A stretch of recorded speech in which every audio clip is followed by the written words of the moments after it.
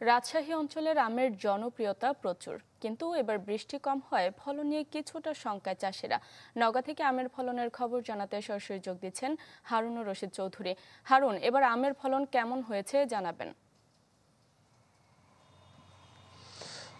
ঠিকই বলেছেন আপনি। আসলে বেশ কয়েকদিন ধরেই এই নওগাঁ সহ উত্তরাঞ্চলে যে জেলাগুলো আছে সেগুলোর উপর দিয়ে তীব্র দাবদাহ আসলে যাচ্ছে, যার কারণে আমের ফলন এসেছিল ভালো, কিন্তু যেহেতু আপনি জানেন যে এই সময়টাতে খানিকটা বৃষ্টিপাতের প্রয়োজন হয়, সেটি না হওয়ার কারণে আম আসলে ঝরে যাচ্ছে। বিশেষ করে আপনি জানেন যে এখন আমের ওজন প্রায় 1 থেকে 150 গ্রাম পর্যন্ত আমের ওজন হয়েছে এবং সেই আমগুলো আসলে ঝরে যাচ্ছে। চাষিরা বলছেন যে আর দিন 15 আসলে এরকম থাকলে হয়তো যে ঝরে যাওয়ার যে হার সেটি আসলে কমে আসবে এবং এটি রক্ষায় যারা চাষি আছেন তারা বাগানে কিন্তু বিশেষ করে পোরশা, নিয়ামতপুর, সাপাহার, আপনি জানেন যে বরেন্দ্র অঞ্চল পানির তীব্র সংকট থাকে, সেগুলোতে মাটিও বেশ শুষ্ক, যার কারণে সেগুলোতে আলাদা করে মেশিন দিয়ে পানি স্প্রে করা হচ্ছে যাতে করে আমের বোটাগুলো আরো শক্তপোক্ত হয় এবং সেটি তারা করছেন। পাশাপাশি পোকার কিছুটা আক্রমণ আছে, যদিও বা নানান রকম কীটনাশক তারা স্প্রে করছে। চাষিরা আশা করছেন যে গত বছরগুলোতে যেমন প্রায় আপনি জানেন যে প্রায় 3 থেকে 3.5 হাজার কোটি টাকার মতো বাণিজ্য হয়, এখানে আমের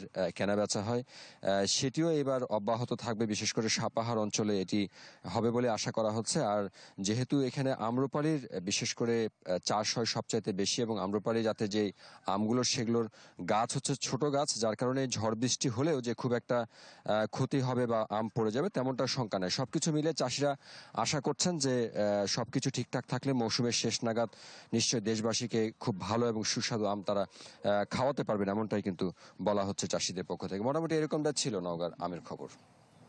হারুন, ধন্যবাদ আপনাকে। দর্শক, আমের ফলনের খবর জানাচ্ছিলেন আমাদের সহকর্মী। একনল হ্যান্ড ওয়াশ 100% প্যারাবেন ফ্রি, তাই নিরাপদ হাতের জন্য আস্থা রাখুন